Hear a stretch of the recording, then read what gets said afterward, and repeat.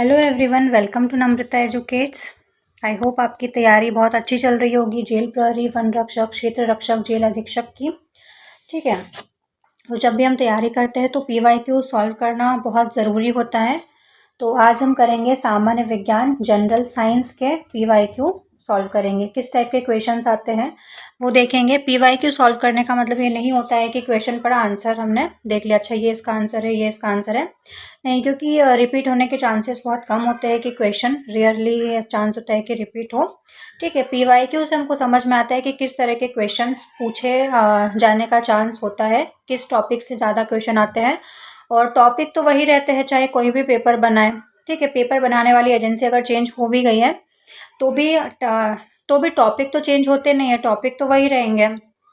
अब उन टॉपिक से क्वेश्चन किस तरह के पूछे जाते हैं वो हमको आज के वीडियो में, आज के लेक्चर में हमको समझना है। ठीक है, तो सामान्य विज्ञान में क्या क्या आता है। सामान्य विज्ञान में एक तो केमिस्ट्री आती है, ठीक है, फिजिक्स आती है, बायोलॉजी आती है और एनवायरनमेंट आता है। पर्यावरण के क्वेश्चंस भी इसमें पूछे जाते हैं। ठीक है, तो हम क्वेश्चंस देखते हैं। शब्द गुणसूत्र किसके द्वारा पेश किया गया था। जो गुणसूत्र शब्द था वो किसने दिया था, तो वॉल्डेयर ने दिया था। खोज से संबंधित क्वेश्चन में पूछे जाते हैं, किसका आविष्कार किसने किया था, इस तरह के क्वेश्चन पूछे जाते हैं। तो साइंटिस्ट वगैरह के नाम आपको याद करने हैं। निम्न में से किस गैस की वायुमंडल में अधिक सांद्रता है। कौन सी गैस वायुमंडल में सबसे ज़्यादा है, तो नाइट्रोजन कितनी है, 78%। उसके बाद ऑक्सीजन आती है 21%, कार्बन डाइऑक्साइड 0.03%। तो ये एनवायरनमेंट से क्वेश्चन पूछा गया था। एनवायरनमेंट से भी काफ़ी ज़्यादा क्वेश्चंस पूछे जाते हैं। किस तत्व का रासायनिक प्रतीक Sb है, तो Sb किसको कहा जाता है, एंटीमनी को। किस गैस को लाफिंग गैस के नाम से जाना जाता है, तो लाफिंग गैस कहा जाता है नाइट्रस ऑक्साइड को। किसको कहा जाता है, नाइट्रस ऑक्साइड को। तो जनरल साइंस आप लूसेंट से कवर कर सकते हो। हाँ, बाकी अगर आपका साइंस बैकग्राउंड रहा है तो फिर अच्छी बात है, उससे भी आप पढ़ सकते हो, रिवाइज कर सकते हो एक बार। बाकी साइंस के MCQ की प्रैक्टिस आप ज़्यादा से ज़्यादा करना। ठीक है, इसमें मैं आपको जो नोट्स वगैरह है वो इसलिए प्रोवाइड नहीं करवा रही हूँ क्योंकि इसके लिए मैं अलग से एक मैराथन क्लास लेकर आऊँगी, तो उसमें हम डिटेल में सारे टॉपिक्स को अच्छे से कवर कर लेंगे।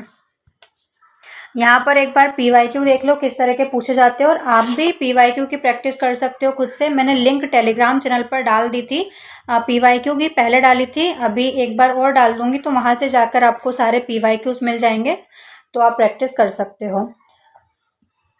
जब सभी वस्तुओं को जल में डुबोया जाता है तो वो किस बल का अनुभव करती है, तो जब किसी वस्तु को जल में डुबोया जाता है तो ऊपर की ओर उस वस्तु पर लगने वाले बल को उत्प्लावक बल कहा जाता है।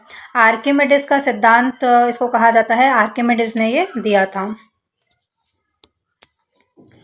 प्रोटीन का संश्लेषण कहाँ होता है, तो प्रोटीन का संश्लेषण होता है राइबोसोम में। कोशिका होती है, सेल वाला पूरा टॉपिक मैंने करवाया था, पर वो ग्रुप 2 के एग्जाम के टाइम पर करवाया था। बाकी अभी एक मैराथन लेकर आएंगे, उसमें हम सारे टॉपिक जो भी इम्पोर्टेंट है वो कवर कर लेंगे। ठीक है, और सेल होता है, उसके बीच में क्या होता है, नाभिक मतलब केंद्रक, न्यूक्लियस होता है। कोशिका भित्ति होती है, और लाइसोसोम को सुसाइड बैग्स कहा जाता है क्योंकि जो डैमेज सेल्स होते हैं ये उनको डाइजेस्ट करने का काम करता है, इसलिए इसको सुसाइड बैग्स कहा जाता है। निम्न में से कौन सी मिश्रित ग्रंथि है, तो ग्रंथि जो ग्लैंड्स होती है वो दो टाइप की होती है, एक अंतःस्रावी ग्रंथि होती है, एक बाह्यस्रावी ग्रंथि होती है। अंतःस्रावी ग्रंथि वो होती है जो डक्टलेस होती है, जिसमें कोई नलिका नहीं होती है, और बाह्यस्रावी ग्रंथि वो होती है जिसमें नलिका होती है। ठीक है, तो मिश्रित ग्रंथि कौन सी है, जो दोनों का मिक्सचर है, अंतःस्रावी और बाह्यस्रावी का, तो वो अग्नाशय है।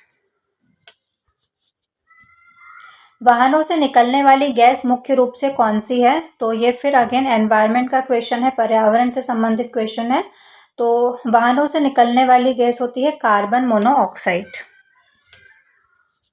मरकरी सल्फाइड का नाम क्या है। आमतौर पर मरकरी सल्फाइड को किस नाम से जाना जाता है, तो मरकरी सल्फाइड मतलब सिंदूर होता है। तो अब से अगर आपको किसी को प्रपोज करना है शादी के लिए तो आप बोल सकते हो, क्या मैं तुम्हारी मांग में मरकरी सल्फाइड भर सकता हूँ, या फिर एक चुटकी मरकरी सल्फाइड की कीमत तुम क्या जानो। बॉक्साइट किसका अयस्क होता है? तो बॉक्साइट एल्यूमिनियम का अयस्क है। ठीक है, यहाँ से हमको देखना है कि क्वेश्चन किस तरह से पूछे जा रहे हैं और ऑप्शंस क्या दिए हैं। ऑप्शंस में क्या आप कंफ्यूज हो रहे हो?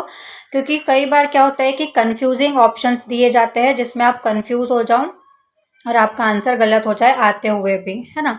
और कई बार तो इतनी दूर दूर के ऑप्शन दिए जाते हैं कि आपको वैसे ही पता है कि क्यों दिए हैं इस तरह के ऑप्शंस।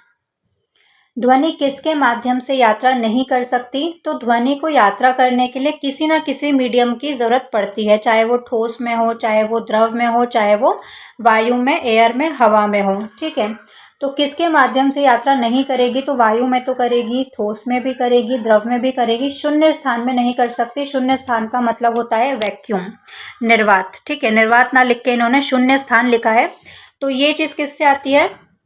PYQ से। अब MCQ में कभी भी शून्य स्थान शायद ही लिखा मिले आपको, है ना। जो भी MCQs बनाते हैं या MCQ की प्रैक्टिस करवाते हैं तो शून्य स्थान तो कोई भी नहीं लिखेगा, निर्वात लिखेंगे। पर जो PYQ है, जो पेपर हुआ था एक्चुअल में, उसमें शून्य स्थान लिखा हुआ था।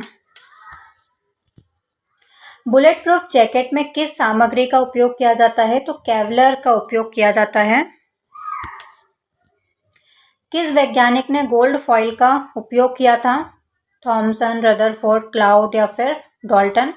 तो आपको पता होगा कि एक गोल्ड फॉइल ली थी, उस पर अल्फा कणों की बमबारी करवाई थी।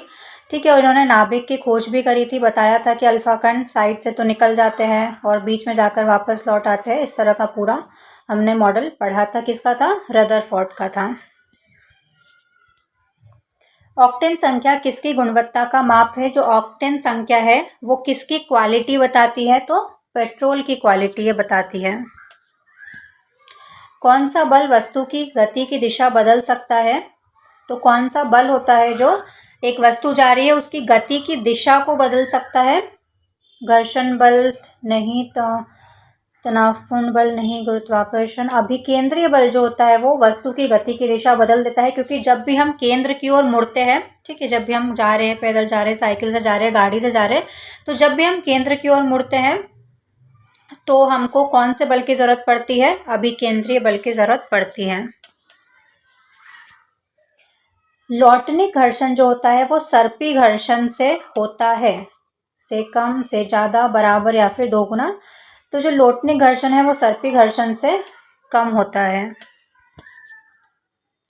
श्यानता की SI इकाई है, सारे मात्रक, SI, CGS ये सब कर लेना, एक ना एक क्वेश्चन तो इससे पूछा जाता ही जाता है। श्यानता की SI इकाई कौन सी होती है? पॉइंजुएल होती है श्यानता की इकाई।